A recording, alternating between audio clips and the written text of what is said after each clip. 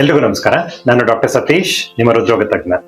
ತುಂಬಾ ಜನ ರಾತ್ರಿ ಮಲಗೋವಾಗ ಗೊರಕೆ ಹೊಡಿತಾ ಇರ್ತಾರೆ. ಈ ಗೊರಕೆ ಹೊಡಿಯೋದು ನಾರ್ಮಲ್ ಅಂತ ಅನ್ಕೊಂಡಿರ್ತಾರೆ. ಅದು ತುಂಬಾ ಸುಸ್ತಾಗಿದ್ದೀನಿ, ತುಂಬಾ ಕೆಲಸ ಮಾಡಿ ಬಂದಿದ್ದೀನಿ, ಅದಕ್ಕೆ ನನ್ಗೆ ಗೊರಕೆ ಬರುತ್ತೆ, ಅದ್ರಲ್ಲಿ ಏನ್ ಮಹಾ ಅಂತ ಅನ್ಕೊಂಡಿರ್ತಾರೆ. ಆದ್ರೆ ಕೇಳಿಸ್ಕೊಳ್ಳಿ, ಈ ರೀತಿಯಾಗಿ ಜೋರಾಗಿ ಗೊರಕೆ ಹೊಡೆಯೋದು ಮತ್ತು ಪದೇ ಪದೇ ದಿನ ರಾತ್ರಿ ಗೊರಕೆ ಹೊಡೆಯೋದು ಆಬ್ಸ್ಟ್ರಕ್ಟಿವ್ ಸ್ಲೀಪ್ ಎಪ್ನಿಯಾ ಅನ್ನೋ ಒಂದು ಗಂಭೀರವಾದ ಕಾಯಿಲೆಯ ಲಕ್ಷಣ ಇರಬಹುದು. ಸೊ ಈ ಸಮಸ್ಯೆಯಲ್ಲಿ ನಿದ್ದೆ ಮಾಡುವಾಗ ನಮ್ಮ ಉಸಿರಾಟದ ನಳಿಕೆ ಪದೇ ಪದೇ ಮುಚ್ಚೋಗ್ತಾ ಇರುತ್ತೆ. ಇದರಿಂದ ದೇಹದಲ್ಲಿ ಆಕ್ಸಿಜನ್ ಲೆವೆಲ್ ಕಡಿಮೆ ಆಗಿ ಉಸಿರಾಟಕ್ಕೆ ತೊಂದರೆ ಆಗುತ್ತೆ. ಸೊ ಇದರ ಮುಖ್ಯ ವಾರ್ನಿಂಗ್ ಸೈನ್ಸ್ ಏನಂದ್ರೆ, ನೈಟ್ ಅಲ್ಲಿ ತುಂಬಾ ಜೋರಾಗಿ ಗೊರಕೆ ಬರೋದು, ನಿದ್ದೆಯಲ್ಲಿ ಉಸಿರುಗಟ್ಟಿ ಎದೊಳೋ ತರ ಆಗೋದು, ಮತ್ತೆ ಬೆಳಗ್ಗೆ ಎದ್ದಾಗ ತಲೆನೋವು ಕಾಡೋದು, ಆಮೇಲೆ ಹಗಲಲ್ಲಿ ಅತಿಯಾಗಿ ನಿದ್ದೆ ಬರೋದು, ಮತ್ತೆ ಯಾವ್ದ್ರ ಮೇಲೂ ಗಮನ ಹರಿಸಕ್ ಆಗದೆ ಇರೋದು. ಸೊ ಇವೆಲ್ಲ ಈ ಕಾಯಿಲೆಯ ಲಕ್ಷಣ.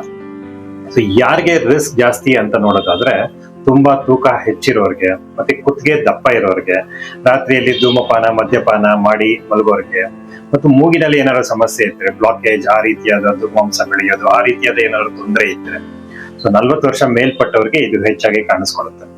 ಸೊ ಆದ್ರೆ ಇದರಲ್ಲಿ ಪ್ರಮುಖ ವಿಷಯ ಏನಂತಂದ್ರೆ, ಈವನ್ ತೆಳ್ಳಗಿರೋರ್ಗೂ ಸಹ ಈ ಗೊರಕೆ ಕಾಯಿಲೆ ಬರ್ಬೋದು. ಸೊ ನಿಮ್ಮ ದವಡಿಯ ರಚನೆ ಅಥವಾ ನಿಮ್ ಗಂಟ್ಲಲ್ಲಿ ಟಾನ್ಸಿಲ್ ಸಮಸ್ಯೆ, ಈ ರೀತಿಯಾದ ಯಾವ್ದಾದ್ರು ಸಮಸ್ಯೆ ಇದ್ರೆ ನಿಮ್ಗೂ ಈ ಗೊರಕೆ ಸಮಸ್ಯೆ ಕಾಡ್ಬೋದು. ಸೊ ಇದು ಯಾಕೆ ಇಂಪಾರ್ಟೆಂಟ್ ಅಂದ್ರೆ, ಇದನ್ನ ಟ್ರೀಟ್ ಮಾಡಿಲ್ಲ ಅಂತಂದ್ರೆ ಹಾರ್ಟ್ ಮೇಲೆ ಒತ್ತಡ ಹಾಕಿ ಹಾರ್ಟ್ ಅಟ್ಯಾಕ್ ಆಗೋ ಚಾನ್ಸಸ್, ಸ್ಟ್ರೋಕ್ ಆಗೋ ಚಾನ್ಸಸ್, BP ಕಂಟ್ರೋಲ್ ಬರ್ದೇ ಇರೋ ಚಾನ್ಸಸ್ ಇರುತ್ತೆ. ಸೊ ಆದ್ರೆ ಗುಡ್ ನ್ಯೂಸ್ ಏನಂದ್ರೆ, ಇದಕ್ಕೆ ಚಿಕಿತ್ಸೆ ಇದೆ. ಒಂದು ಸಿಂಪಲ್ ಸ್ಲೀಪ್ ಸ್ಟಡಿ ಅಂತ ಮಾಡಿ ಇದನ್ನ ನಾವು ಪತ್ತೆ ಹಚ್ತೀವಿ. ಸೊ ಜೀವನ ಶೈಲಿ ಬದಲಾವಣೆಗಳು ಮಾಡ್ಕೊಂಡು, ತೂಕನ ಇಳಿಸ್ಕೊಂಡು, ಮತ್ತು CPAP ಅನ್ನೋ ಒಂದು ಮಿಷಿನ್ ನಾವು ರಾತ್ರಿ ಮಲಗೋವಾಗ ಯೂಸ್ ಮಾಡಕ್ ಹೇಳ್ತೀವಿ ಈ ತರ ಪೇಷಂಟ್ಸ್ಗೆ. ಅದನ್ನ ಯೂಸ್ ಮಾಡ್ಕೊಂಡು ನಾವು ಈ ಕಾಯಿಲೆನ ಗುಣಮುಖ ಮಾಡ್ಬೋದು.